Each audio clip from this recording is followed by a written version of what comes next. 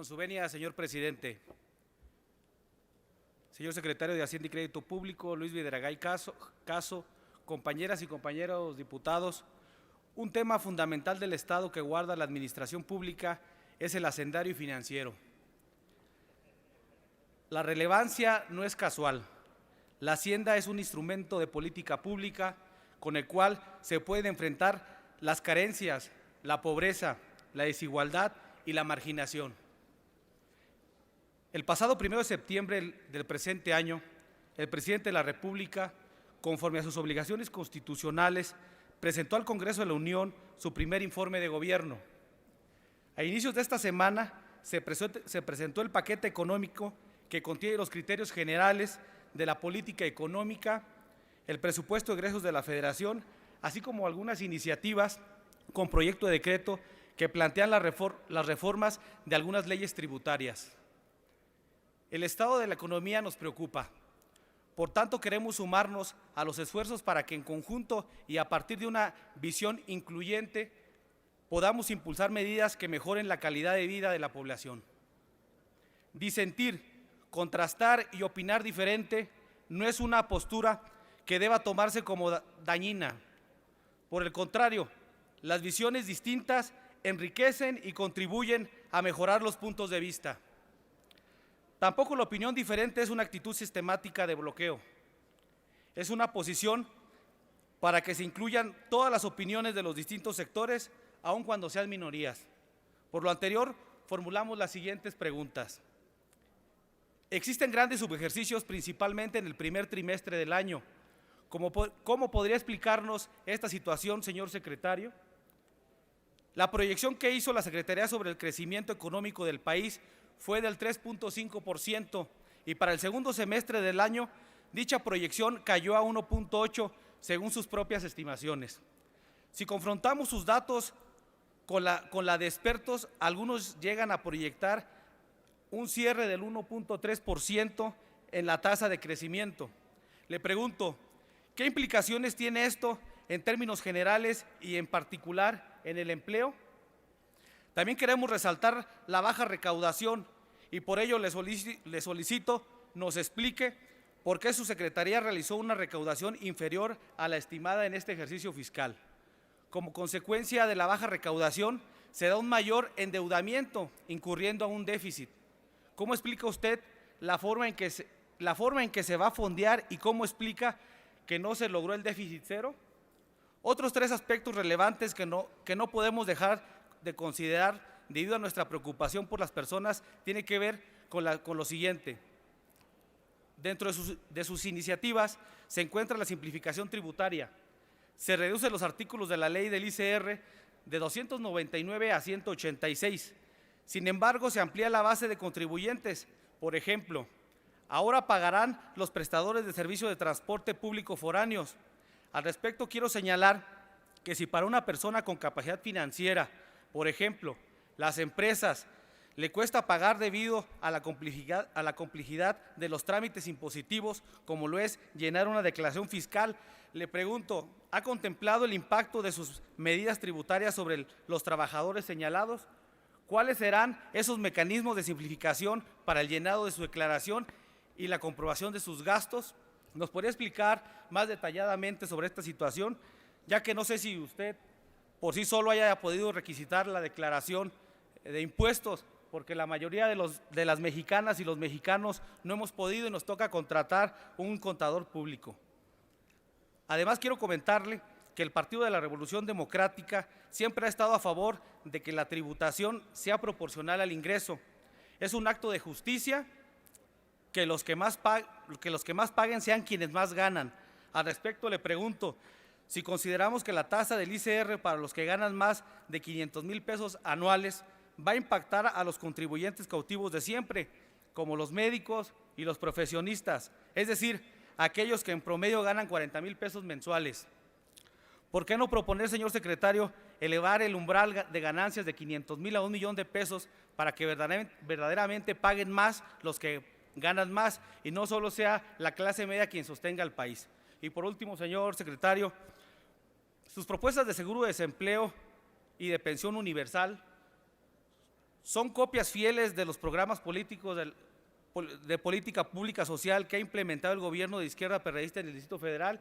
Si es así, estamos completamente de acuerdo. De lo contrario, si nos puede explicar cómo se va a echar a andar estos programas y cuáles serían sus ventajas. Muchas gracias por su atención y por su respuesta, secretario. Muchas gracias, señor diputado. Tiene el uso de la palabra el secretario de Hacienda y Crédito Público, doctor Luis Videgaray Caso, hasta por 5 minutos. Con su permiso, presidente. Gracias, diputado Manríquez. Los subejercicios en el primer trimestre del año han sido ya superados y obedecen en primer lugar y sobre todo al calendario de aprobación del presupuesto de egresos de la Federación. Como ustedes saben, al igual que ocurrirá en este año, salvo en los años en que hay cambio de administración pública federal, el presupuesto se aprueba el 15 de noviembre a más tardar y por lo tanto las reglas de operación de los programas de la administración pública federal deben estar emitidas a más tardar el 31 de diciembre. En el año en que hay cambio de administración, el presupuesto se aprueba con un mayor retraso. Recordarán ustedes que esta Cámara de Diputados aprobó el presupuesto para este año el día 21 de diciembre. Por lo tanto, el plazo para la publicación de las reglas de operación se retrasó al último día de febrero. Esto implica que algunos programas, destacadamente, por ejemplo, en la Secretaría de Agricultura, en Zagarpa, tuvieron un retraso en el inicio de su ejecución. Sin embargo, al cierre del segundo trimestre, tenemos ya apenas un porcentaje menor del 1% en el subejercicio en términos de la Ley de Presupuesto y Responsabilidad Hacendaria, y lo que estamos trabajando, particularmente en coordinación con los estados y el gobierno del Distrito Federal, es asegurar que en aquellos rubros donde es posible y existe riesgo de que exista un subejercicio, utilicemos la capacidad de ejecución de los estados para no incurrir en ellos.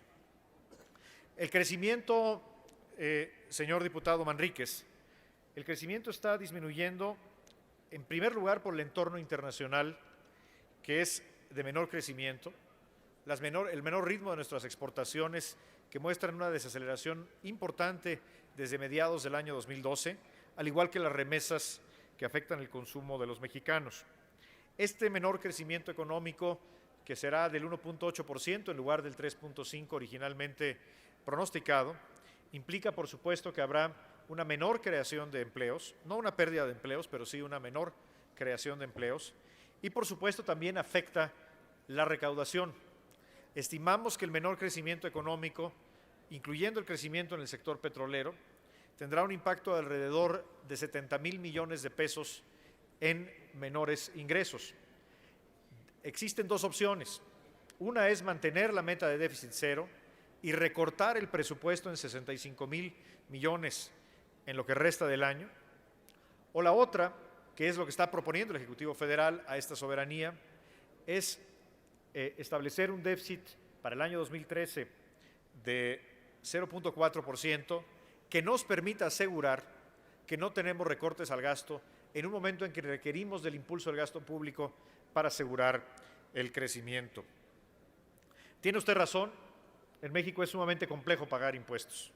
Somos uno de los países, lo decía antes, somos uno de los países en los cuales los mexicanos, los ciudadanos tienen que invertir, al igual que las pequeñas y medianas empresas, más horas para poder llenar su declaración.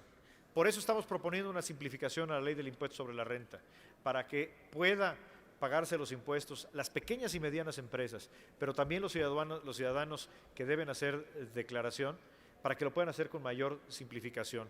Particularmente estamos estableciendo la obligación del SAT, a partir del año 2015, de tener un portal abierto y gratuito para que los ciudadanos puedan generar su declaración de manera automática sin tener que contratar asesores o sin tener que pagar programas de proveedores privados, lo cual encarece el pago de los impuestos. Con respecto al nuevo umbral para el pago de impuestos sobre la renta, sin duda nosotros creemos que es una medida deseable. Según estadísticas de la encuesta nacional de ingreso-gasto de los hogares más reciente que publica el INEGI, los mexicanos que ganan más de 500,000 pesos al año representan apenas el 1% de la población económicamente activa que trabaja. Esto quiere decir que este escalón del 32% tendría un impacto claramente progresivo. Por supuesto, la última palabra la tiene esta soberanía y creemos nosotros que cualquier esfuerzo que se haga para introducir una mayor progresividad a nuestro sistema fiscal redundará en un instrumento más eficaz para hacer de México un país más inequitativo, con una menor injusticia en la distribución de los ingresos. Muchas gracias, señor diputado. Gracias, señor presidente.